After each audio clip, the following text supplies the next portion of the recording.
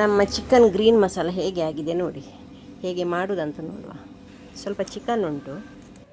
ಮಸಾಲೆಗೆ ಬೆಳ್ಳುಳ್ಳಿ, ಹಸಿಮೆಣಸು, ಕೊತ್ತಂಬರಿ ಸೊಪ್ಪು, ಪುದೀನ, ಶುಂಠಿ ಇಷ್ಟನ್ನು ಹಾಕಿ ಮಿಕ್ಸಿಯಲ್ಲಿ ಗ್ರೈಂಡ್ ಮಾಡುವ. ಸ್ವಲ್ಪ ಎಣ್ಣೆ, ನೀರುಳ್ಳಿ, ಟೊಮೆಟೊ ಹಾಕಿ ಫ್ರೈ ಮಾಡಬೇಕು.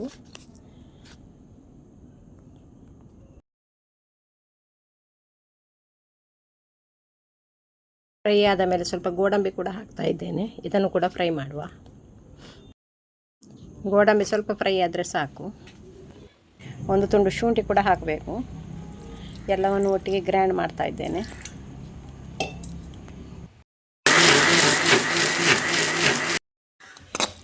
ಈಗ ಹುರಿದ ಟೊಮೆಟೊ ಮತ್ತು ನೀರುಳ್ಳಿ, ಗೋಡಂಬಿಯನ್ನು ಕೂಡ ಕಡಿಲಿಕ್ಕೆ ಹಾಕ್ತಾ ಇದ್ದೇನೆ. ಹೀಗೆ ಹುರಿದಾಕಿದರೆ ಮಸಾಲೆ ಕೂಡ ತುಂಬ ಒಳ್ಳೆಯದಾಗ್ತದೆ. ಒಂಚೂರು ಹುಳಿ ಕೂಡ ಹಾಕ್ತಾ ಇದ್ದೇನೆ.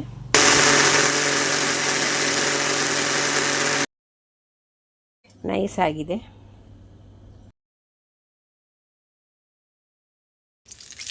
ಈಗ ಒಗ್ಗರಣೆಗೆ 2 ಚಮಚ ತುಪ್ಪ ಹಾಕ್ತಾ ಇದ್ದೇನೆ.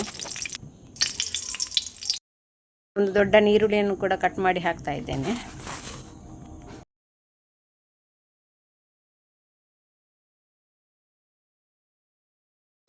ಒಂದು ಟೊಮೆಟೊ ಕೂಡ ಹಾಕ್ತಾ ಇದ್ದೇನೆ.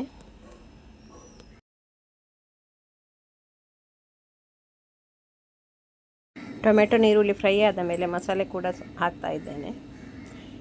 ಇದನ್ನು ಕೂಡ ಸ್ವಲ್ಪ ಫ್ರೈ ಮಾಡಬೇಕು.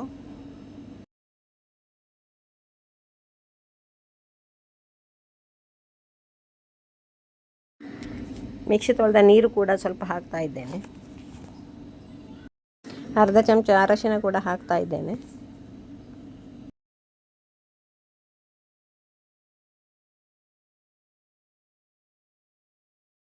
ಕುದಿ ಬರ್ತಾ ಉಂಟು. ಈಗ ಚಿಕನನ್ನು ಹಾಕುವ.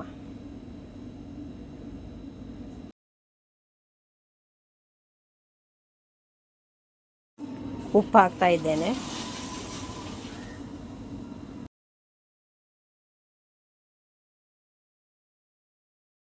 ಅರ್ಧ ಲಿಂಬೆ ರಸ ಕೂಡ ಹಾಕ್ತಾ ಇದ್ದೇನೆ.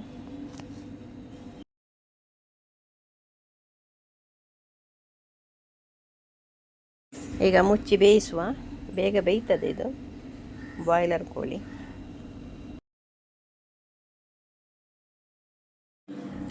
ಗ್ರೀನ್ ಮಸಾಲ ರೆಡಿ ಆಯಿತು.